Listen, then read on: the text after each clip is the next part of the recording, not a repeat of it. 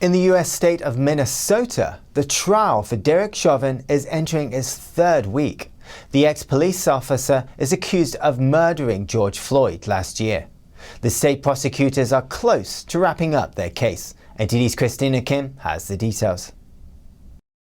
Many medical experts testified that George Floyd died of asphyxia or lack of oxygen. But at the time of Floyd's death, he also had fentanyl and methamphetamine in his system. Cardiologist Dr. Jonathan Rich testified that Floyd did not die of a drug overdose. A forensic pathologist said police interaction was Floyd's cause of death. There's no evidence to suggest he would have died that night, except for the interactions with law enforcement. Contrary to those testimonies, Dr. Andrew Baker, who performed the autopsy on Floyd, says his drug use and heart disease did play a role in his death. And so in your opinion, both the heart disease as well as the history of hypertension and the drugs that were in his system played a role in Mr. Floyd's death? In my opinion, yes. Baker also noted there was no bleeding or bruising found on Floyd's back. And pressure on the back of the neck doesn't typically explain asphyxiation, the cause of death according to other experts.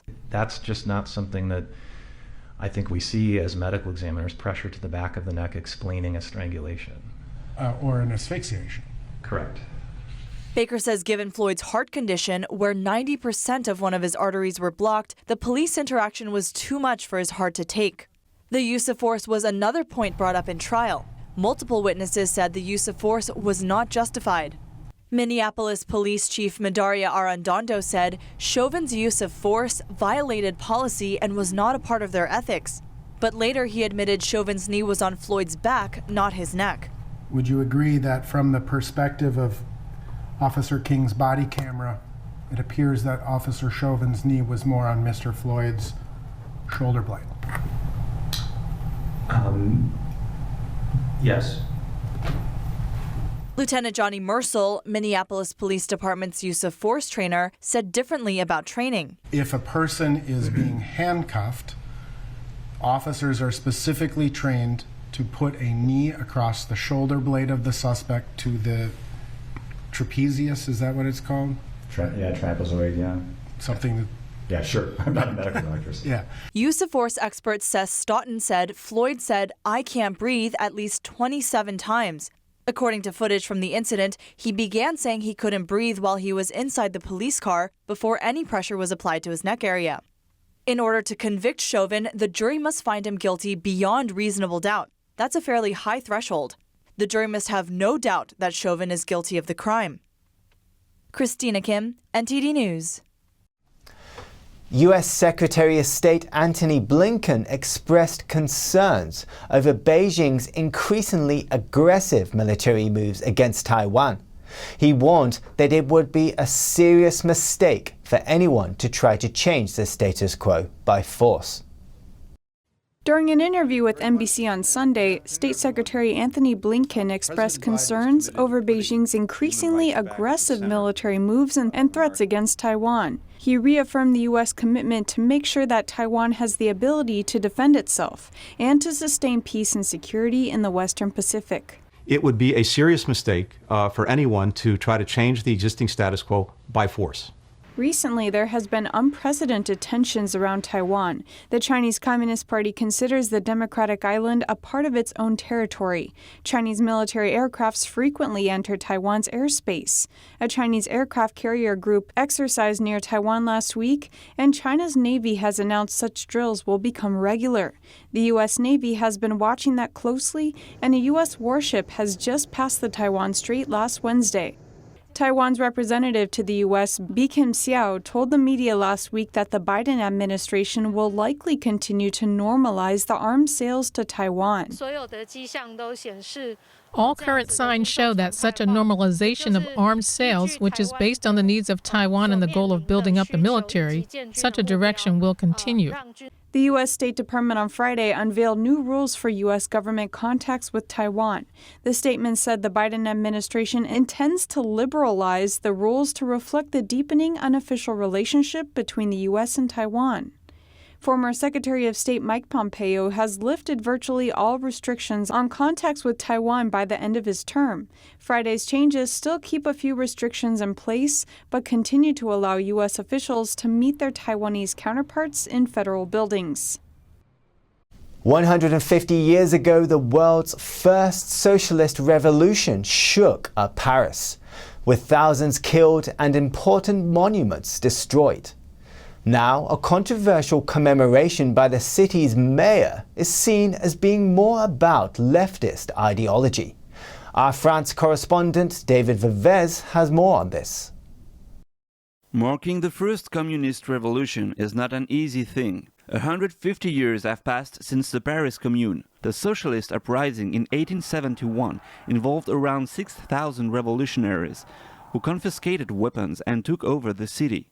It was suppressed after a month by Republican troops. Between 7,000 and 20,000 people died in the fighting.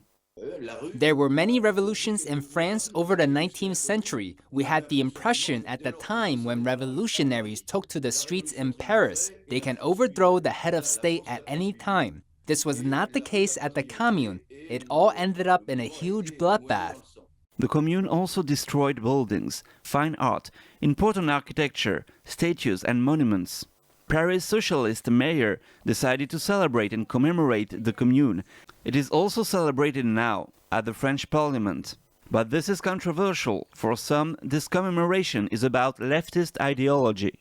According to Choiseul, this is part of an agenda. Today's extreme left and leftist movements consider the Commune as a symbol of what they want to achieve, whereas the rest of the country sees it as a huge catastrophe. In the 1870s, more than a dozen of the most renowned French writers openly criticized the Paris Commune, calling it frightful. These top minds likened the uprising to an apocalypse, a biblical catastrophe, and something pushed by a supernormal entity. They went on to say that the old red flag of the communists showed their lust for blood. According to Maxime Ducamp, the revolutionaries, quote, just obeyed to their own wicked emotions. French author Théophile Gautier wrote, "The revolutionaries were the people that society could not manage. Those who have a lust for blood, a craving to steal." In the last week of the Commune, when revolutionaries knew they were about to lose, they took refuge on the hill, pointed the cannons at the capital, and shot at the troops coming to them, destroying the city. Still, the Paris Commune was considered an example to follow by communist leaders such as Marx, Mao Zedong, and Lenin. Karl Marx quoted the Commune as something very important. This was the first confirmation of the theories he wrote. According to another historian, the cancel culture that is growing around the world might be the legacy of the first communist revolution. David Vives, NTD News, Paris. Now, did you know Cuba has two different currencies, one for the rich and for the poor? Since Cuba experienced a big downturn during the pandemic, the regime is planning to eliminate one of them. NTD's Phil Zhou has the story. Communist Cuba is in big trouble. Cuba is right now on the verge of bankruptcy. Hurting from the CCP virus pandemic and U.S. sanctions, its GDP dropped by at least 11% last year. Imports, which are vital to the country, are down about 50%. A retired professor in central Cuba said, "This is cattle country, but there's no milk, butter, yogurt, or meat." We are talking about a dictatorship where basically all industries that are unproductive are based and managed by the state. Cuba has two currencies. One is convertible pesos, which is pegged to the US dollar, 1-for-1, is mainly used by the elites and tourists. Second is the Cuban pesos, which are used by most Cubans for daily transactions. It takes about 24 pesos to get $1. The communist regime in Cuba is planning to get rid of the convertible pesos, leaving only regular pesos. People are concerned prices will skyrocket afterwards. Right now, a loaf of bread already costs 20 times more than it used to. Right now, telephones and transport services, for example, are going to cost more, electricity too. Gomez says the plan to eliminate one of the currencies was planned 8 years ago. The pandemic only sped things up. In 2019, the government converted 72 stores into dollar stores, where they only accept foreign currencies such as US dollars and euros via credit card, no cash. Phil Zhou, NTD News. The pandemic and lockdowns are forcing more and more shops to close their doors. Even some century-old ones aren't spared. In central Moscow, a landmark grocery store is suffering the same fate. This is Moscow's most famous grocery store. It has stood as a landmark building at the heart of the Russian capital for over 100 years. The grand neo-Baroque interior keeps drawing a steady stream of tourists. But now the store is closing down due to legal issues and a drop in tourism caused by the pandemic. It is sad news for me, of course. I've lived in this city on a nearby street for almost 70 years. It wasn't just a place where I drop by and buy some food. It's been a symbol of the city. I used to come here to admire the interiors. According to a Russian Chamber of Commerce official, customers shifted over to large stores in residential areas, and that also led to the closing down of this historic store. During the Soviet era, the store sold a wide selection of goods despite food shortages. Gourmet food, fine spirits, and traditional Russian ornaments used to fill the shelves. But they have been empty since the announcement of the store's closure in April. Now customers and visitors are coming to take pictures and bid farewell to the store. Very disappointing. I came to say goodbye. I hope our government will do something about it for the people, and they won't close it. It's a museum. For us, it's a museum, really. Municipal authorities said the facility's next occupant will be obliged to preserve the store's lavish interior as an architectural monument. A jewelry collection once owned by Napoleon's daughter will go on sale at an auction in Switzerland. Auction house Christie's calls it a once-in-a-lifetime sale. Christie's Geneva will be holding an auction on May 12th. They are selling 9 imperial jewelry pieces once owned by Napoleon Bonaparte's adopted daughter. The pieces include a tiara, earrings, pendants, and a bracelet. They will be offered as individual lots. 2021 marks the year of 200 years of Napoleon's death, and I imagine that the family decided this was a good point in history to part from these jewels who have been in the family for so many generations. The jewels originally belonged to Stephanie de Beauharnais, the Grand Duchess of Baden. Napoleon married Stephanie's aunt in 1796. He later adopted Stephanie after her mother died. Well, I think in jewelry history, Napoleon is probably one of the most important provenances you can find. So it's a very rare occasion that important pieces of that kind come to auction in the first place, and then to have that amazing provenance on top of it it only happens once in a lifetime. Christie's is counting a total of 38 natural sapphires in the Beauharnais Peruri. They all came from what is now Sri Lanka with no further treatment.